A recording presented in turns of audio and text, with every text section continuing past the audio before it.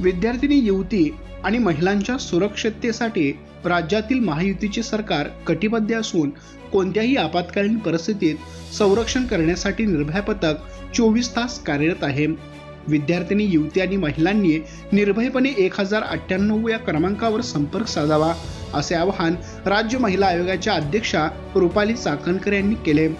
राज्याचे उपमुख्यमंत्री अजितदादा पवार यांच्या वाढदिवसाचे औचित्य साधत इचलकरंजी शहर जिल्हा राष्ट्रवादी काँग्रेस पार्टीच्या वतीने सक्षम तू अभियान अंतर्गत रुपाली चाकणकर यांनी विद्यार्थिनी व महिलांशी संवाद साधला। यावेळी त्यांनी विविध विषयावर उपस्थित विद्यार्थी महिलांना मार्गदर्शन केले। त्या म्हणाल्या, सध्या सायबर गुन्हेगारी वाढत आहे।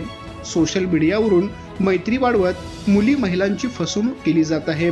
त्यामुळे अनोळखी व्यक्तींची मैत्री तात्काळ स्वीकारू नका।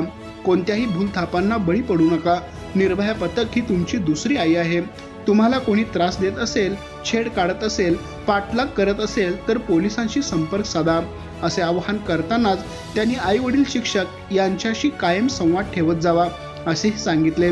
प्रत्येक शाळेमध्ये विद्यार्थिनींच्या तक्रारीसाठी स्वतंत्र तक्रार पेटी ठेवण्याचे आवाहनही त्यांनी शिक्षण संस्थांना केले।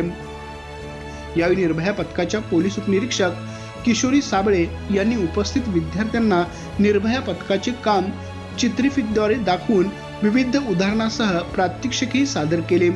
यावेळी कोल्हापूर जिल्हा महिला अध्यक्षा शीतल फराकटे, शहर जिल्हाध्यक्ष सुहास जांभळे, माजी आमदार अशोकरावजी जांभळे, अमित गाताडे, लतीफ गैबान, परवेज गैबान, नासिर अपराध यांच्यासह मान्यवर उपस्थित होते।